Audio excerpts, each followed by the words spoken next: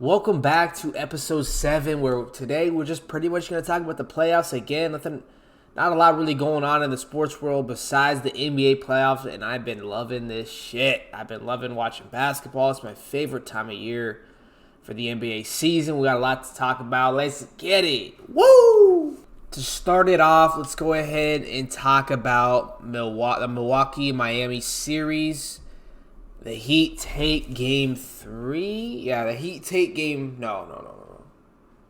Yeah, the Heat take game 3. They kind of blown them out 121-99. And I've kind of been waiting on Giannis to come back. He's still out with that back injury, which I'm a little surprised that he's still out. I feel like I seen the video of him falling. I didn't hear anything about it being a major injury, so I'm not sure. I mean, this is a very interesting series. Like, with Tyler Hero out, I feel like the Bucks should still be winning these games. I feel they should still win this series without Giannis, but Miami's putting up a fight that I don't think anyone really saw coming.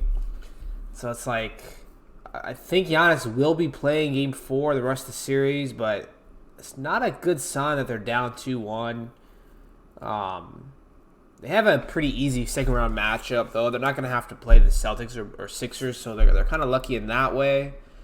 But shit, they cannot afford to lose another game in this series, because I think the Bucks are still going to win this series. But if you go down 3-1, now we're looking at a potential big upset, and that's not what you want. So Miami wins game 3, 121-99. Middleton with 23 points.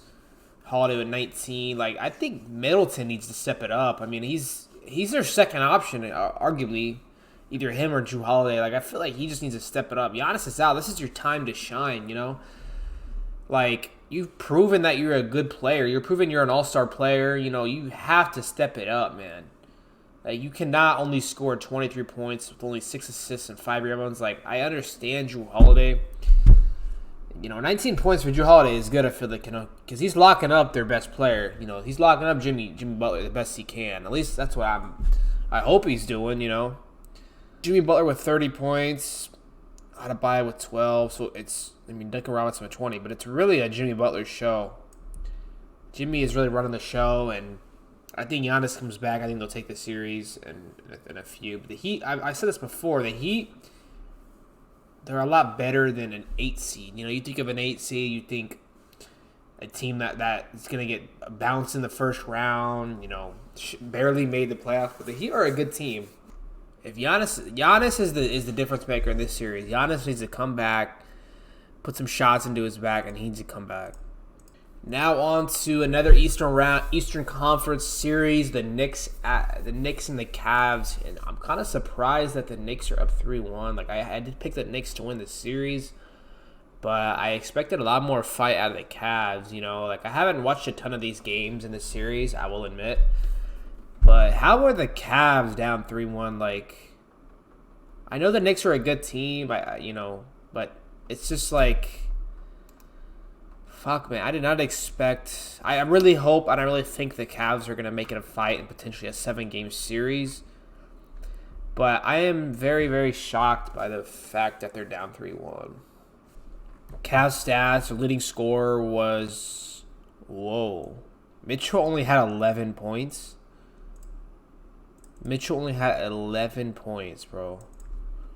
See, that's the tricky. It's like, when Mitchell isn't dropping 30 to 40 points a game, they're not a good team. Like, they don't have a lot of firepower on offense, besides Mitchell and Garland every now and then when he decides. That's a bad stat line. 11 points, 5 assists, and 4 rebounds for Donovan Mitchell. He's gonna have a bounce back game, though. I mean, this is an elimination game. We all know how good Donovan plays in elimination games, at least in the bubble. He did. RJ Barrett had 26. A big night for RJ Barrett. 29 for Brunson. 19 with Josh Hart. Like, that's the thing. It's like they have a more they've been having a more balanced attack, the Knicks, on offense. Yeah, I am almost 70 to 80% sure that the Cavs are going to win this game tonight. Make it a 3-2 series. Elimination game at home. Like, if you don't come out with your firepower, it's pretty bad. So Now my Phillies, baby. On to Philly. We sweeped the Nets, and I was a little shocked. I knew we had a good chance to win Game 4, but I was a little shocked that we won, considering Joel wasn't playing. They're at Brooklyn, elimination game. But no, we're the only sweep in the first round, which is pretty wild. I feel like, at least in the past few playoff years that I've watched, there's been at least 1 or 2 sweeps. So only sweep, that's pretty impressive. That gives us a lot of rest before round 2. So we're going to need the rest, potentially playing Boston in the second round. But yeah, we go ahead and sweep them. I think resting Joel was definitely the right move. You know, up 3-0. Why risk playing him, getting him more injured? He was really banged up in that last game. So smart play by Doc and the team. Now Atlanta, Boston. Boston wins Game 4. I think Boston is going to win the next game, which is it going to be in Boston or Atlanta? I think it's going to be in Boston. Yeah, I think they're going to finish this round up in the next game. I think they're looking at the Philly already onto the second round. I think that's going to make them want to just finish this series now, just to get as much rest as they can, because we're already at an advantage by getting our rest. We're already at an advantage here. I'm hoping that Atlanta makes it a longer series, but I just don't think that Boston's going to allow this series to go on to Game 6 or 7. I think Boston's they're going to win. They're going to win Game 5. They're going to win Game 5. It's going to happen. I mean, I'm shocked that Atlanta even won one game, to be honest. Now on to the Western Conference, which is heating up. A few good series going on here. We got Denver, Minnesota. Denver loses the overtime game last night to Minnesota. This is another series like Boston and Atlanta where I don't think this is going to last much longer. I think Denver's going to clean up their mistakes. They're probably going to win this next game at home. And then we got Phoenix, LA. Phoenix wins Game 5. Kawhi has been out 2 games in a row, and there's a lot of talk going on about Kawhi's, mental, and he should retire. His knees are broke. I don't know. He's had a lot of injuries. I don't even know what the play was where he got injured. Some people can just play. Their pain tolerance is higher than others. I think mentality is huge. Some people can just play through injuries. They flip that switch, that Mamba mentality, where this is the fucking playoffs. I'm not gonna miss a game unless I can't walk. And I'm just not sure if Kawhi has the same mentality as some of these other players that can play through injuries. There's a different.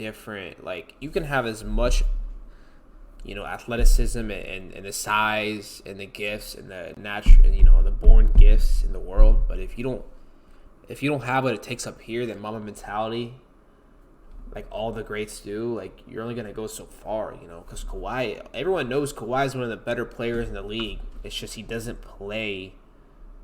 I'm questioning his want to win.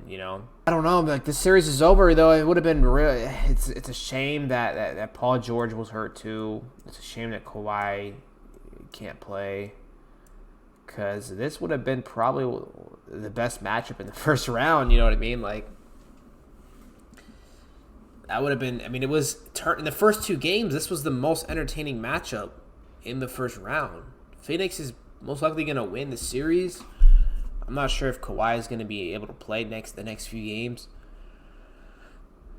But this went from a very, very entertaining first round matchup to very not entertaining. Up next is Sacramento Golden State, which is turning out to be by far the most entertaining matchup in the first round. If you're not watching this series, I'm trying to watch this series. It's just they play at 9 fucking o'clock every time, and it's the time zones, and it's always during the week. I just haven't been able to catch a full game, but I'm trying, man. I'm trying, because this is just such an interesting matchup. But Golden State ties up the series, the only series that is 2-2 as of now. Golden State wins. They needed to win that, though. They needed to win at home. Came down to the last second shot, but they had to win that. You can't go down 3-0. You can't go down 3-1. Sorry, you can't go down 3-1 against any team. Really, doesn't matter if they have no playoff experience. You can't go down 3-1 and expect to just come back. If y'all be watching this series, if it doesn't feel like a first round matchup like this. This feels like a second round, maybe even a conference final matchup. I don't know what it is. I think it's just, it's hard to explain. It just feels like a bigger matchup than it is. It doesn't feel like a first round matchup. I mean, Sacramento's playing every game like it's their fucking. Sacramento's playing like, which they should, like it's like this is the finals, you know. They're playing like it's win or go home every single game. And that's how there should be. A team that hasn't made the playoffs in 17 years. You got to play like that. Against the defending champs, you got to play like every game is your last. And they're putting the Warriors to the test every single game. Like, the Warriors are not going to win an easy game at all this series. Every game is going to be a tough game. Fought out, long, dragging on game. Fox is fucking showing the world who he is and who he has been for, you know, his whole career. No one gets to see his potential and how he plays because he plays in Sacramento, and Sacramento isn't on TV that often unless you live in Sacramento. He had 38 points, 40 minutes, 9 rebounds, 5 assists. Keegan Murray had a good game. Malik Monk had a decent game. They can't guard De'Aaron Fox, man. They can't guard De'Aaron Fox. All right, and Klay Thompson with 26 points. Andrew Wiggins with 18. Steph with 32. Jordan Poole 22. This isn't the last play, I guess. De'Aaron Fox against Draymond. Draymond's fighting him.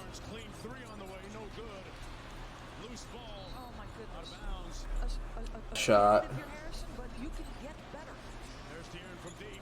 Woo! Ice in his veins.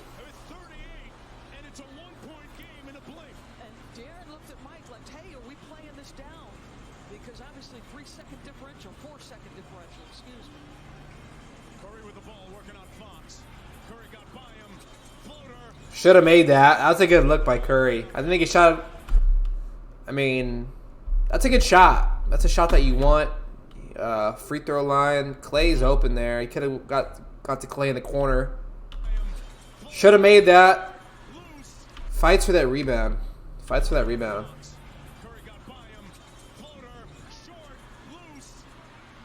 Sack comes up. They call a timeout there.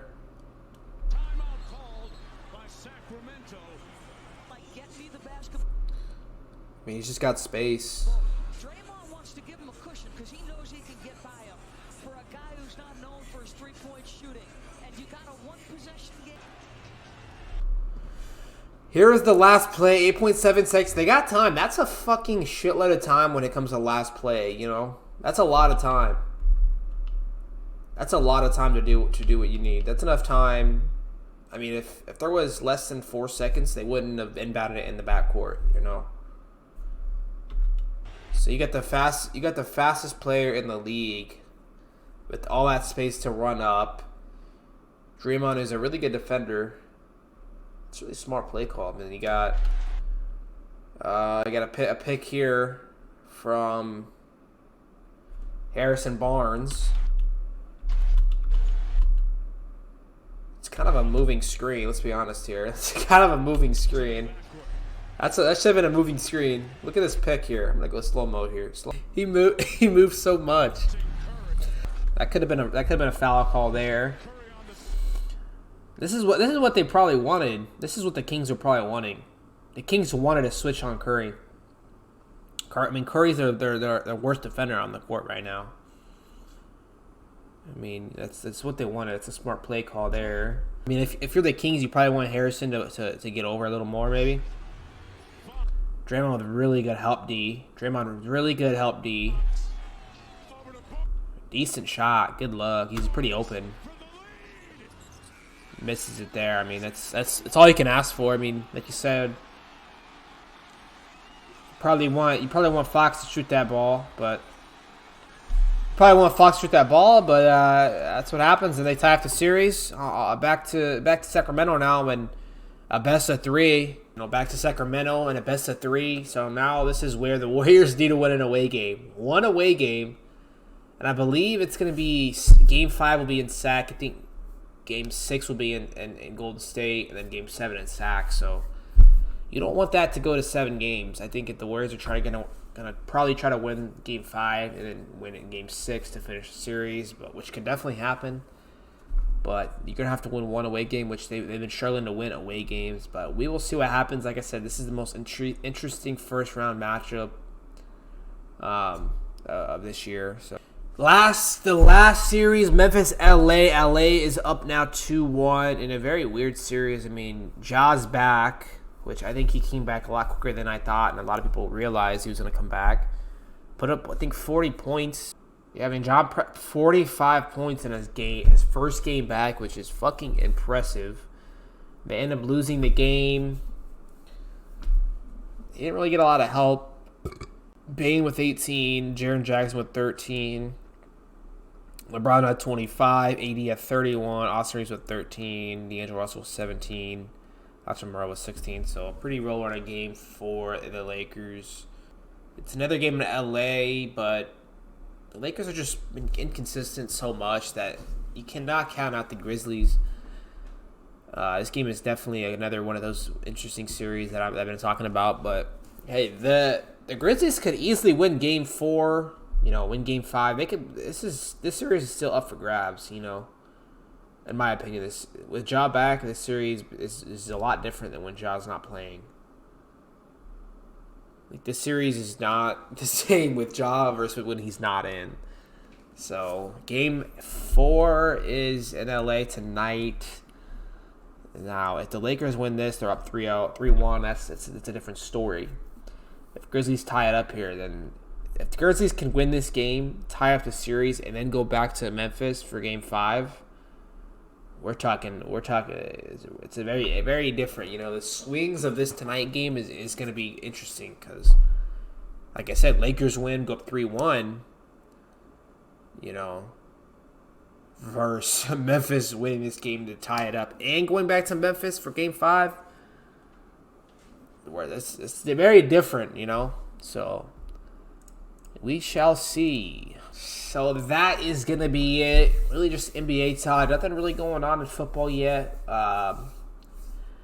Music, not a lot of music coming out. No Juice WRLD news. So we're gonna be sticking to basketball for at least a couple more weeks until some other stuff starts popping off. And I don't mind. The playoffs is here. Nothing really else going on. So hey, this has been episode 7. Like I said, hit that subscribe button. Help me get to 200 subscribers. And I'll see you next week. Let's get it. Woo!